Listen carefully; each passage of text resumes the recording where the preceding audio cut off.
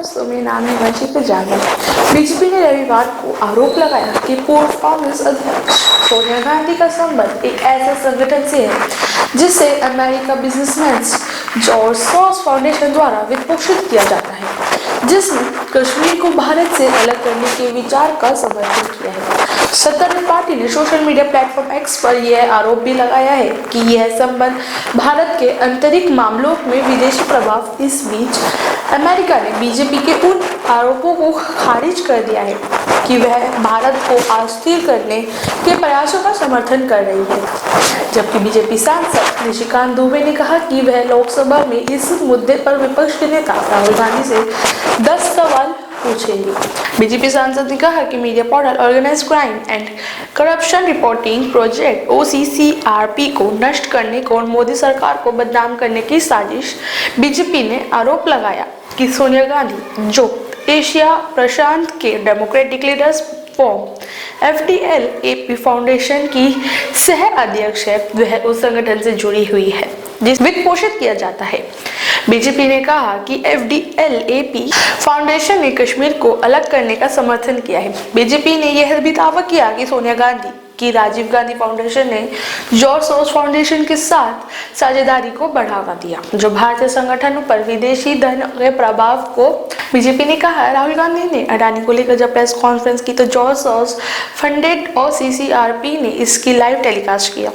यह उनके मजबूत और खतरनाक संबंधन को दर्शाता है और भारतीय अर्थव्यवस्था की पटरी से उतरने की उनकी कोशिशों को उजागर करता है। बीजेपी ने कहा कि कांग्रेस सांसद शशि थरूर ने सार्वजनिक रूप से जॉर्ज सोरोस को पुराना दोस्त बताया है। बीजेपी ने 5 दिसंबर को दावा किया था कि अमेरिका डीप स्टेट ने OCCRP और राहुल गांधी के साथ मिलकर भारत की छवि को नुकसान पहुंचाने की साजिश की है। बता दें कि कांग्रेस ने मोदी सरकार पर अडानी को बचाने का आरोप लगाया है और इस मामले की पूरी जांच के लिए संयुक्त संसदीय समिति के गठन की मांग की है। दोस्तों, आप लोग भी देखिए वीडियो और इस वीडियो के बारे में आपकी अपनी क्या राय है हमें कमेंट करके बताना बिल्कुल ना भूलें। निवेदन है माननीय सुधांशु जी से आपको संबोधित करें।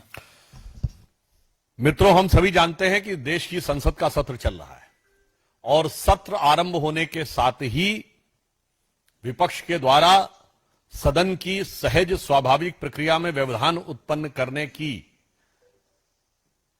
जो उनकी आदत है वो फितरतन वैसे ही चल रही है। परंतु इसी के साथ साथ कुछ बहुत गंभीर, चिंताजनक और महत्वपूर्ण विषय जो देश की सुरक्षा और स्थिरता से संबंधित हैं, वो राष्ट्रीय और अंतर्राष्ट्रीय मीडिया में उभरकर सामने आ रहे हैं। मैंने पहले भी आपको इस विषय के ऊपर ध्यान आकृष्ट किया था कि जब जब संसद का सत्र चलता है, ठीक उसी समय विदेश से कोई ना कोई एक ऐसी रिपोर्ट या कोई ना कोई एक ऐसी घटना या कोई कुछ ना कुछ ऐसा हो जाता है जो कि भारत के संसद को बाधित करे।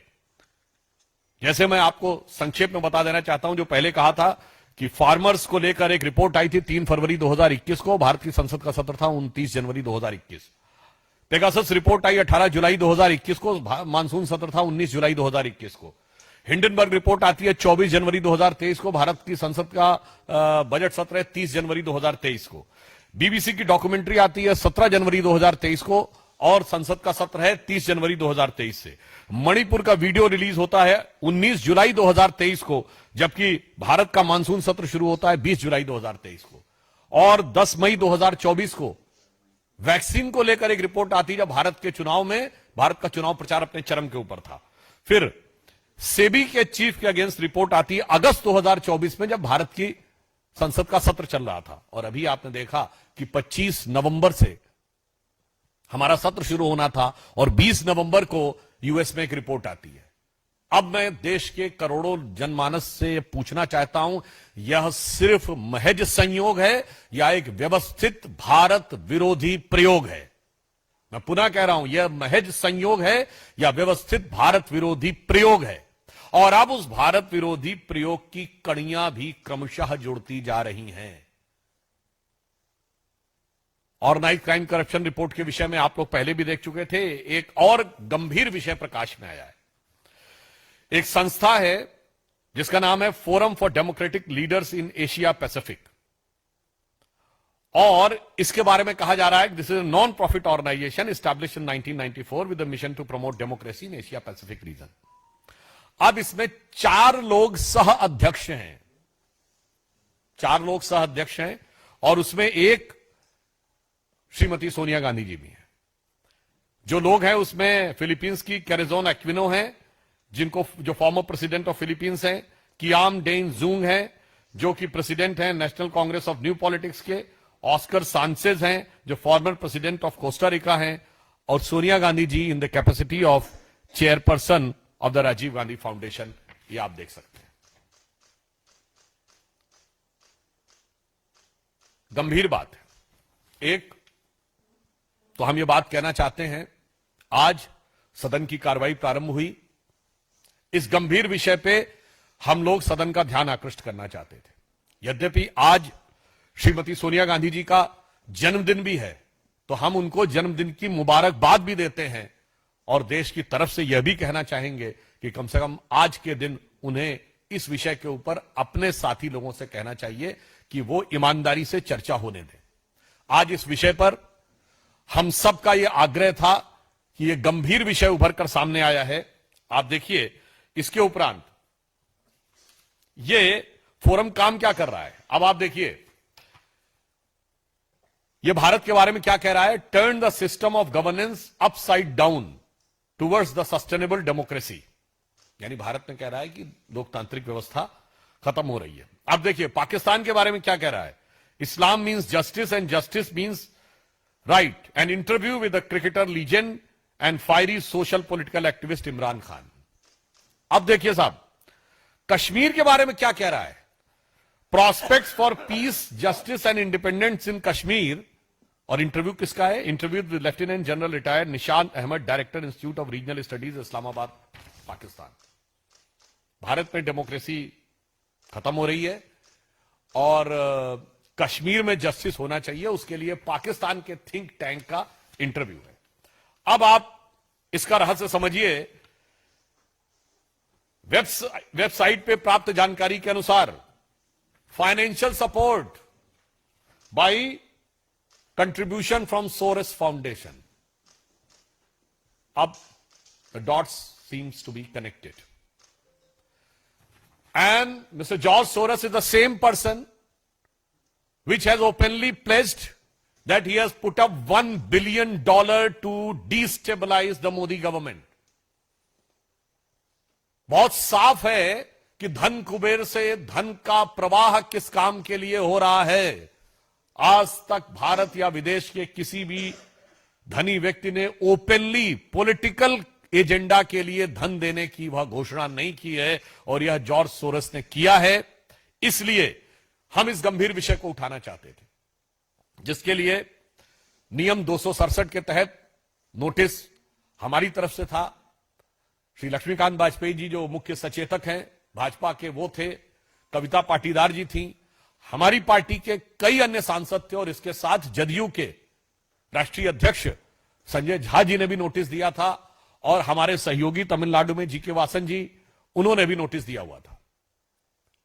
परंतु विपक्ष इसके ऊपर ईमानदारी से चर्चा नहीं चाहता है, और इसलिए वो अपनी इन कारगुजारियों को छुपाने का जितना भी प्रयास कर ले, आज हम साफ साफ विपक्ष और विशेषकर कांग्रेस पार्टी से पूछना चाहते हैं कि ये forum for democratic leaders of Asia Pacific से आपका क्या संबंध है, साफ साफ बताइए।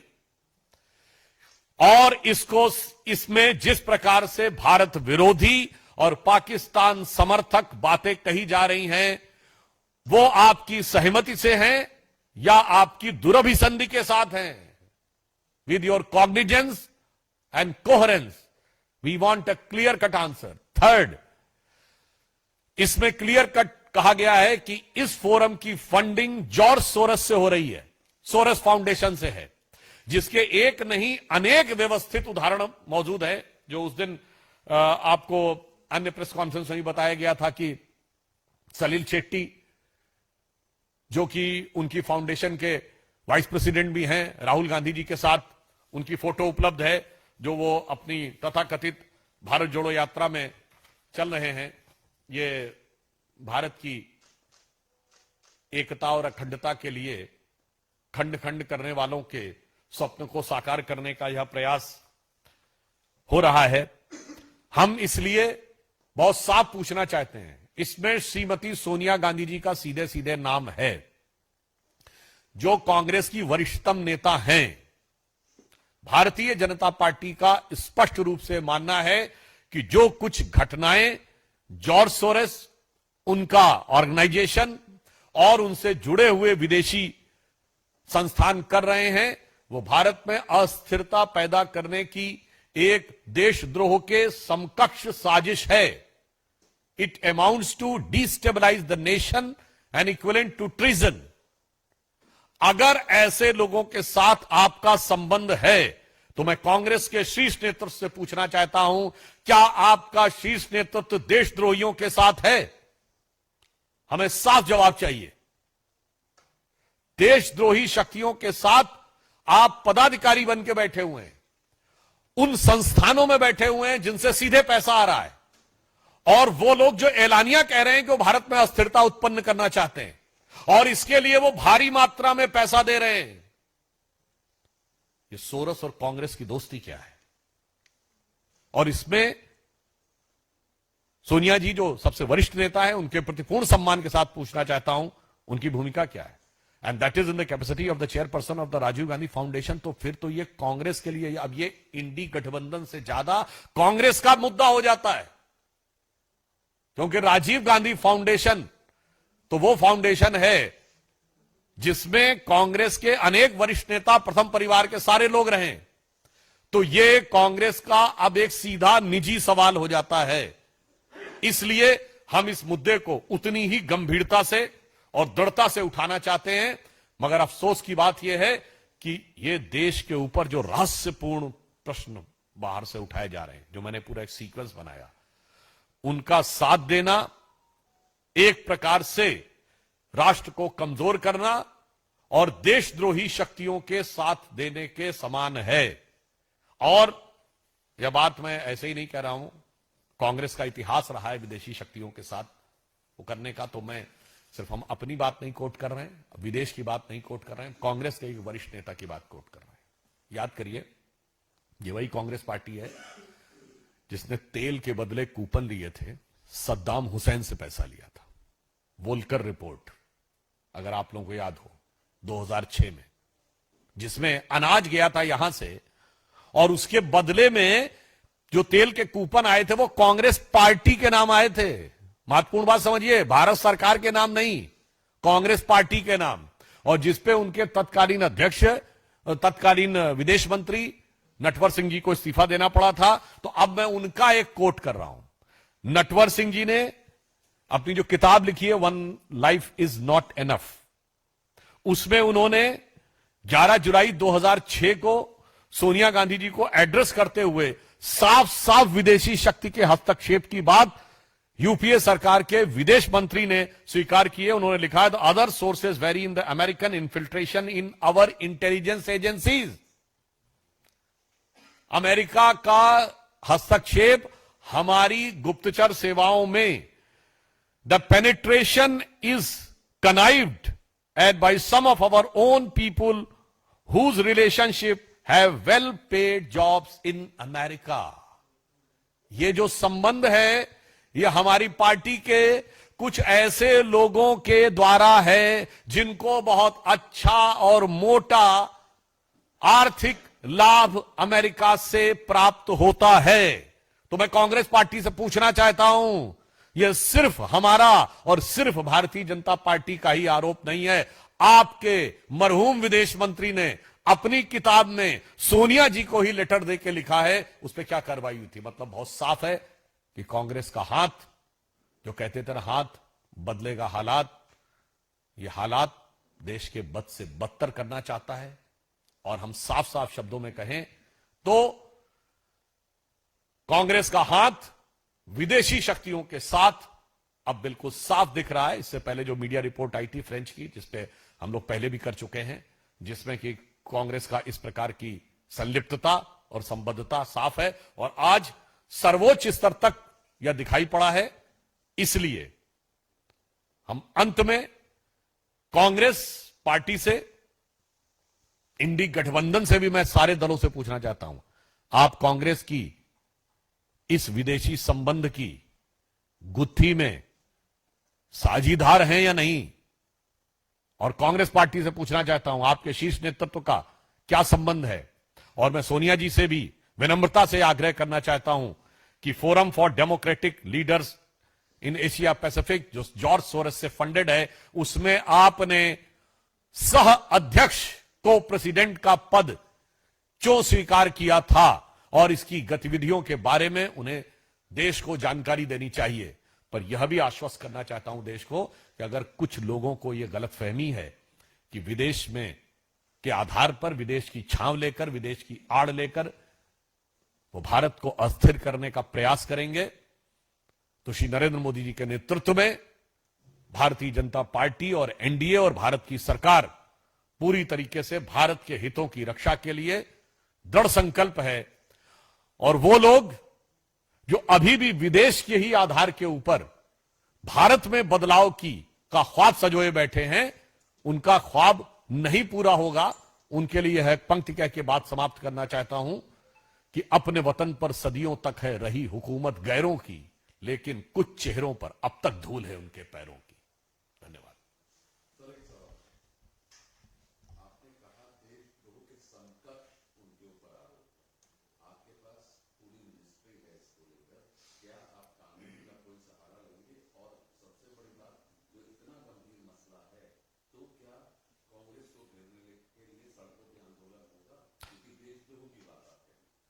देखिए, किसी इस विषय के तीन पक्ष हैं, एक नैतिक पक्ष है, एक राजनीतिक पक्ष है और एक कानूनी पक्ष है।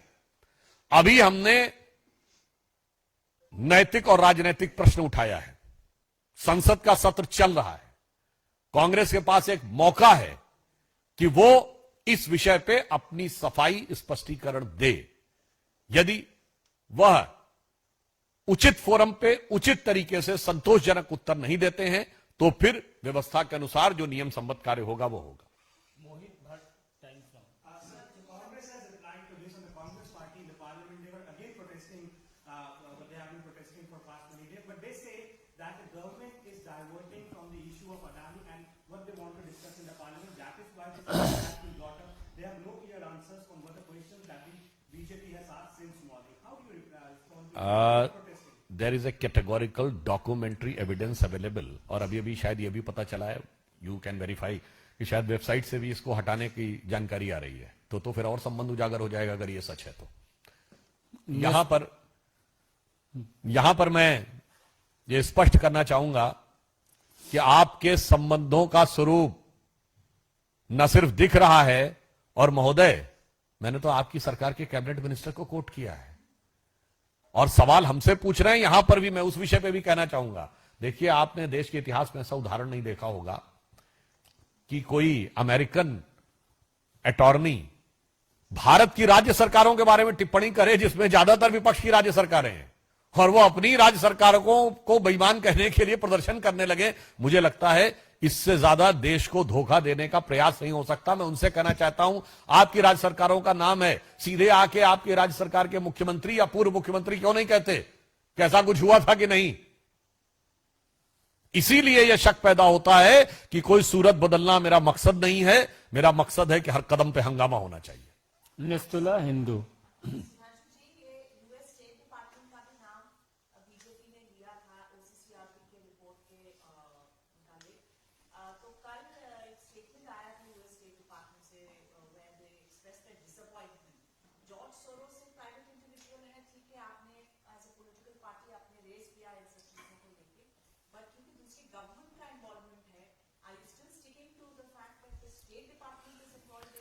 In this context, during our PC, at the time, a media report by a French publication that was published in Sarajevo, that was quoted.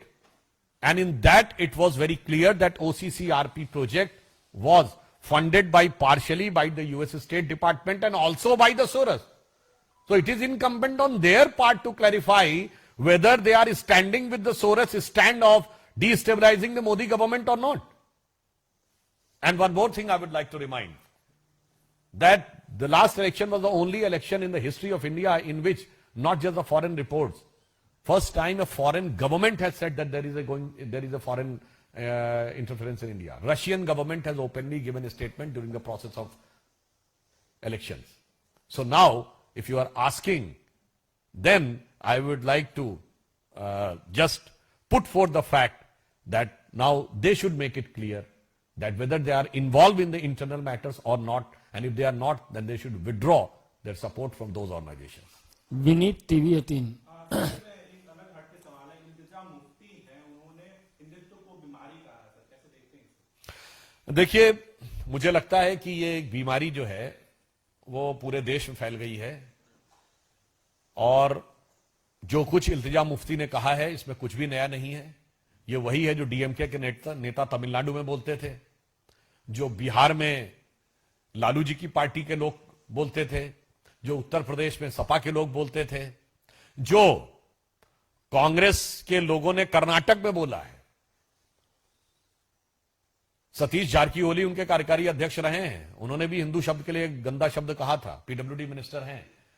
तो जो कुछ महबूबा मुफ्ती कह रही हैं वो इंडी गठबंधन की हिंदू विरोधी, भारत विरोधी सोच का एक बहुत निंदनीय उदाहरण है, और हम ये कह सकते हैं कि इल्तिजा मुफ्ती ने हिंदू धर्म के विरुद्ध बेअदबी की पूरी इंतहा पार की है, और इसमें कुछ नया नहीं है। ये वही है जो विपक्षी दल इंडी गठबंधन एक दूसरे के मुंह से कहलवाते रहते हैं। शैलेंद्र डीडे।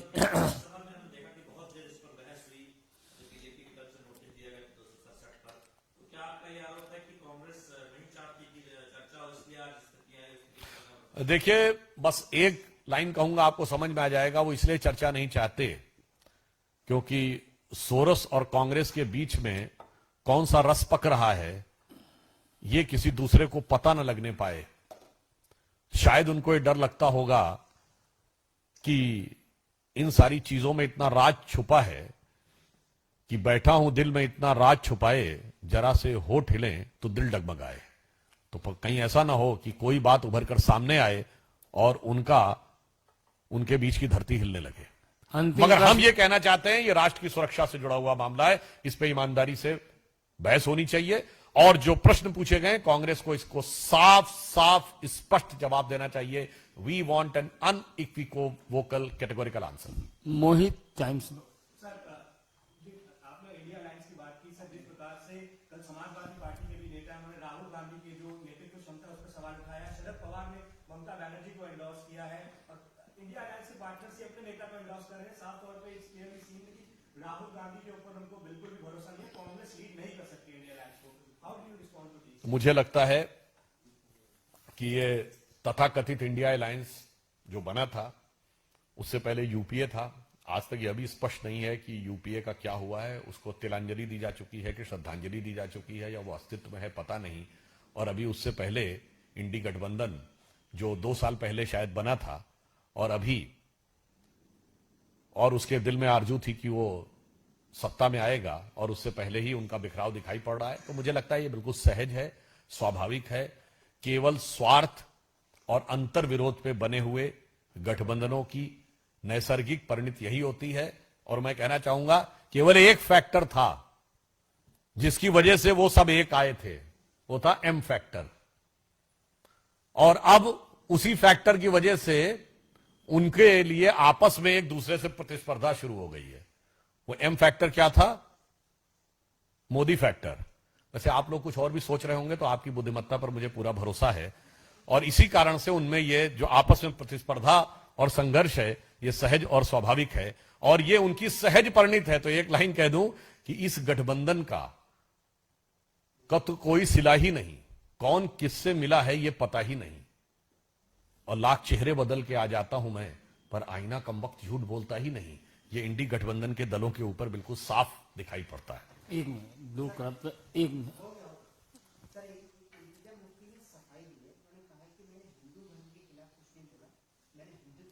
देखिए, ये भी एक बहुत आजकल एक स्टाइल हो गया है पिछले कुछ सालों में। पहले हिंदू धर्म के बारे में अपशब्द कह दो, फिर कह दो जी हमने हिंदू धर्म नहीं हिंदुत्व के बारे में बोला है।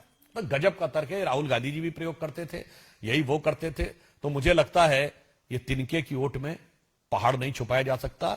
हिंदू धर्म के प्रति आपकी अवमानना, आपकी नफरत जग जाहिर हो चुकी है।